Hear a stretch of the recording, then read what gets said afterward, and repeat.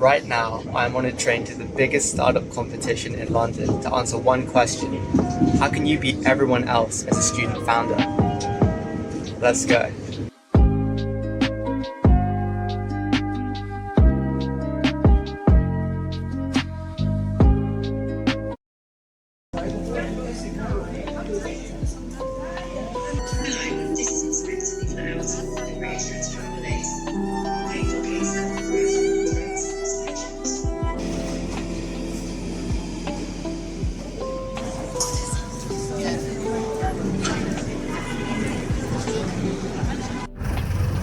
So this is the final round of the Oxbridge AI startup competition, and it's bringing in the best judges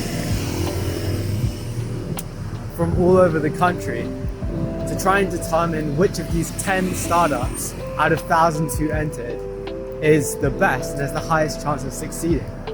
And I'm going to try and record and find out from those founders themselves what it is that makes them so strong, and especially which one of them is going to win. Another thing I want to talk about quickly is how on earth did I get a ticket to this thing? I was at another entrepreneurship event thing, and I heard these two guys talking, and one asked the other, are you going to the event on Friday? And actually, out of curiosity, I went up to the guy after and said, hey, what event are you going to on Friday? And then he told me about this competition, but he said it was invite only. So I messaged the guy running the competition and said, hey, is there anything I can do to help volunteer?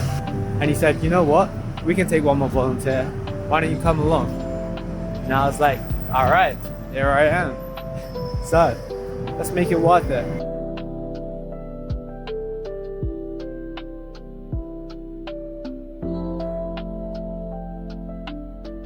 Can you see if this thing is dropping it too much?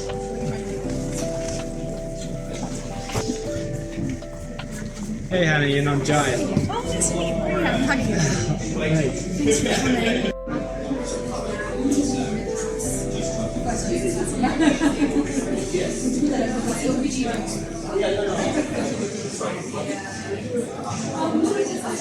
So let me just paint a picture of this year's challenge. We had 237 applications, 95 heroes and judges, among which we have 10 finalists. Hello everyone, my name is Philip and I'm the co-founder of PitchWise. Now, football has always been a huge part of who I am, having played my whole life. In fact, it's how I met these two. Across 15 million UK grassroots players, there's passion without visibility. Parents miss their child's first goal, and players can't relive their best moments. In order to share these experiences today, you must convince a family member to stand on the touchline, sacrificing their own enjoyment and recording on their phone, resulting in shaky and inconsistent footage. This is how it works. It attaches to any standard tripod. You simply lock in your phone, next to the mount, and tap record. That's it. The rest of the game is tracked end to end. No matter where the action is, the mount rotates your phone to make sure it's centered on the camera frame. Thought about partnerships with broader organizations. Yeah, 100%. So in this slide we showed that we're going for an aggregation model. So that will be looking at kind of university teams, so create umbrellas for loads of teams. If we want to transition to another sport, we need to gather the data there. But by validating it works for football, it works for any team sport. So basketball, field hockey, ice hockey, anything you want. You can have a task management system and then assign all the tasks to the agents in your office, so you don't have to jump around different agents, like the coding agent, web agents. So they are all in the same office. We are building this for Techstart founders and 1- to 2-person businesses. Something I forgot to mention, the skins or how this office can look like can really be personalized. And as a solo founder, that is a big part of actually understanding the ownership of your business, having this customizability. So it seems like this is for the non-technical co-founder. So is this more of an orchestration tool? And so are you calling the APIs of all these different tools? I have a follow-up question if yes or no, depending on that question. For us, the value proposition is really to abstract all of these API, agentic API, good APIs away. So people can just use it as simple as how they equip a game character.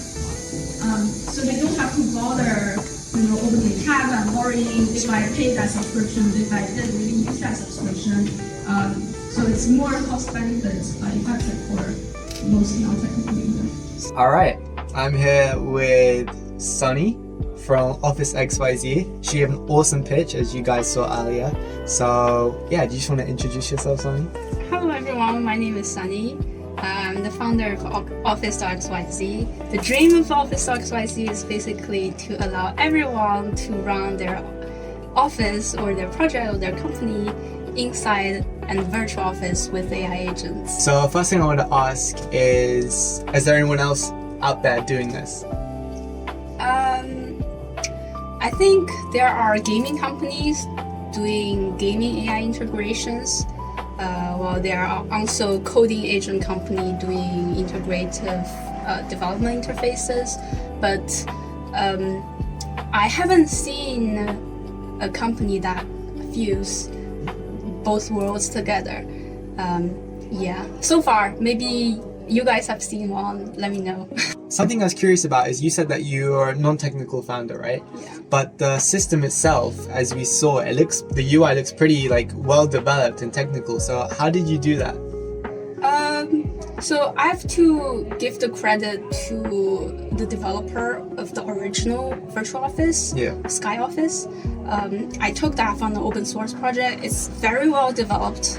I really appreciate the creator for that. And it serves a very good base for me to embed AI into the game players, into that office, and also build different layers. Management layer to manage your account with your AI, the bill layer to manage the token cost, the API cost with your AI, as well as the agent store layer where you can basically equip or fit your AI with these little API skills or workflows. I respect you giving credit where credit's due, and I think it's quite creative how you've adapted that around your own use for it. So battery just ran out on one phone. That's hilarious. But I guess just a couple more things. One is that you've obviously done super well to make it to the final round of this challenge. What do you think are the top 3 skills that I guess allowed you to get there, that wiped your opponents out? The first is you get your health right? You do your exercise, you sleep well, you are mentally very good at the boss state to instruct AI, so you are clear in your mind to know how to instruct the AI and really be patient with it. And the second thing is that I think a lot of most people are impatient, so we expect AI to give us a perfect answer at first, so we did a lot of prompt engineering. But sometimes we can just work with it, like working with a teammate. The third thing is just be curious and be curious, basically. I like that. So be healthy, be patient, and be curious. Yeah, and just play with these models. And also try Gemini as well. They also have their coding agents, and just compare as if they are humans, how different they are as a different character. You will see how different big companies they train these AI models. It's interesting. I heard that ChatGPT saw about 6 or 7% fall in users when Gemini released their latest version. I think end of November. So do you think Gemini is going to take over ChatGPT? I think probably I'm not the best person to give this comment, but I think I watched a lot of Sir Demis Hassabis videos.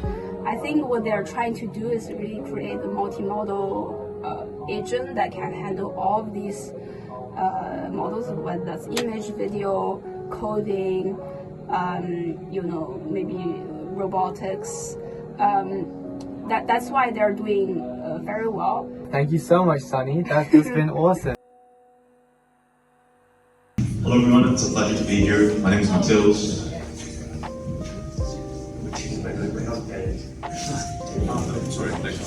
I love the enthusiasm.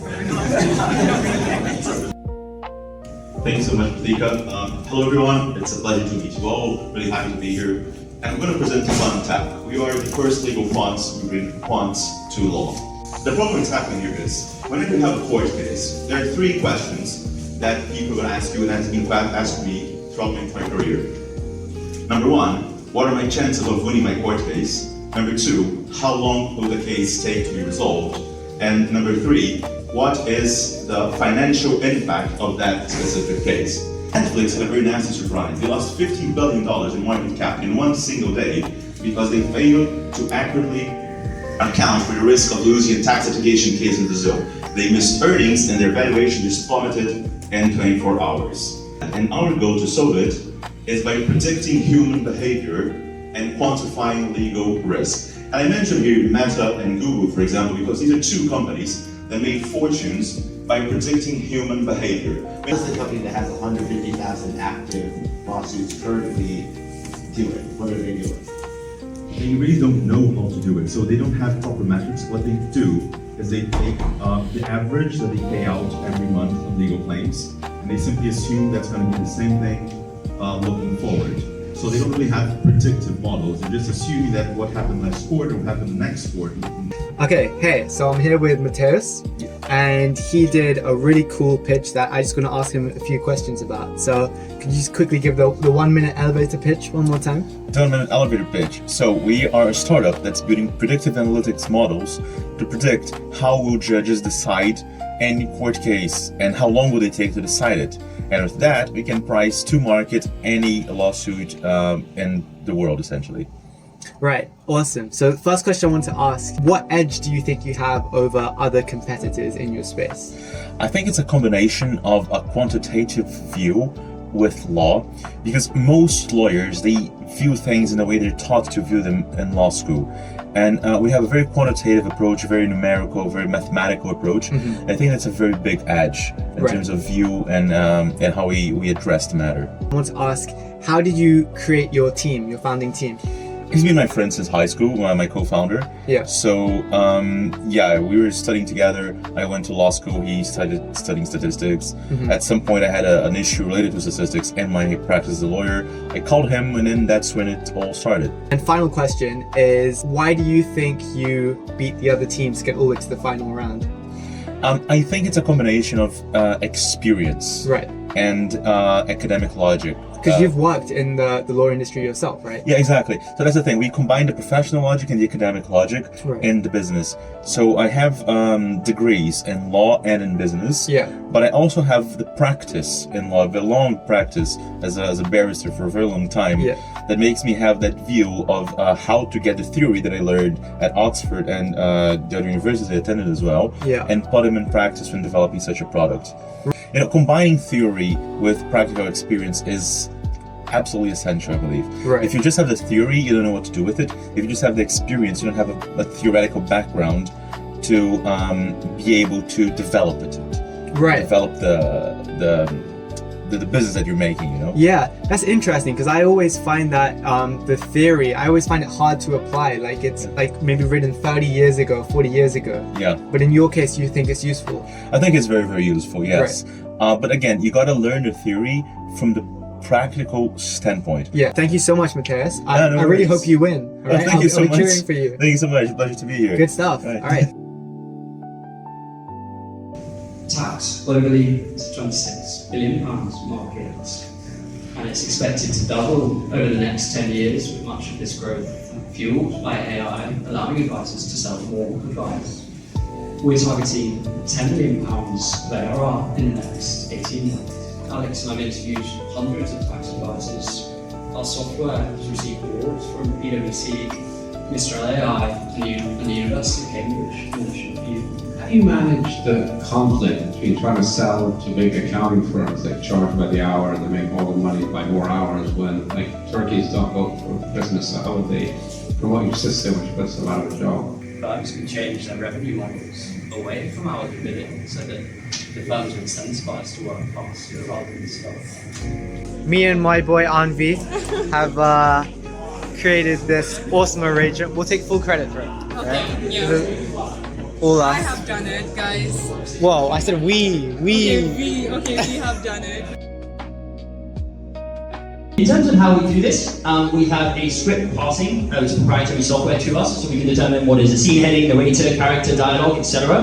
And then from that produce an output, so determine who's the narrator, then allow you to pick the voices and select them, and then attach them to a particular character. So for AI Voices, we partnered up with the Revax. We really enjoyed working with them. And when it comes to the next thing we've been focused on is talking to Studio. So this is a back-end distribution solution which allows us to work directly with Studio. So they can cast, distribute their scripts to all crew members from one platform. We're very excited to announce that we're piloting this platform with Netflix in February 2026, which is very exciting.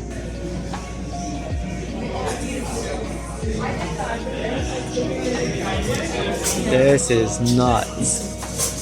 I'd like to take credit for making these look pretty, but I think they do it by itself. I mean, that's crazy. Can you be the wine over the sommelier and like I can try. just be around here and be like, hey, look, why don't I have the opener? Yeah. Hi guys, here we're going to hear a little bit more about one of the finalists of the Oxbridge AI competition. So, can you just quickly introduce yourself and just go over the business? I'm Jack. And I'm Alex.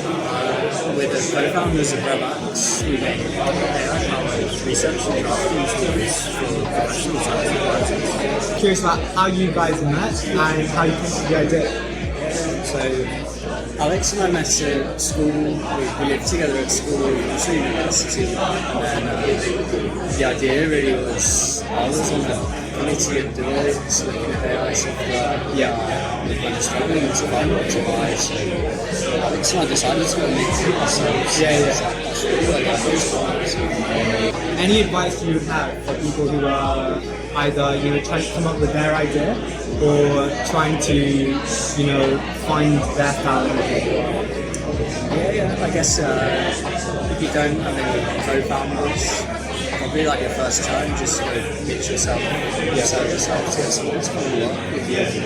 In terms of coming up with ideas, making something that you yourself really use, I think close to with users is a good starting point. Great advice.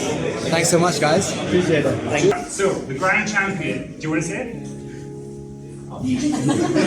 Grand champion is going to PitchWise!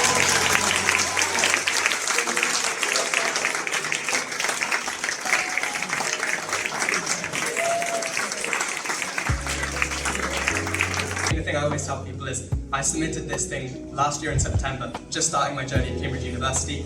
Very scared, and I was on a bus actually to see my girlfriend in Coventry, and I thought, I've done this cool sort of research project before, and I spent about an hour and I put together this really, really terrible PowerPoint, as unique in the test, right? And we didn't even make it to the semi-finals. We got waitlisted last year, and then I basically cold called Uday until I was like, look, there's no slots, please let us go. And we kind of just took every opportunity like that, and really, we've grown through something like Uday. So it's just such a privilege to be here today.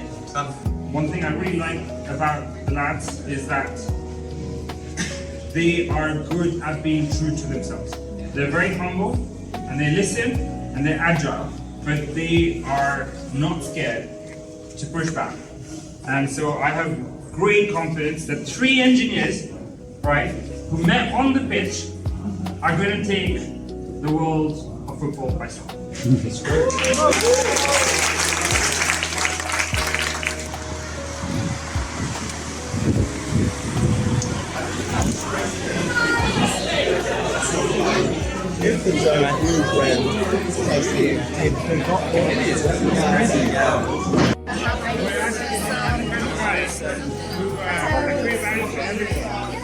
I need to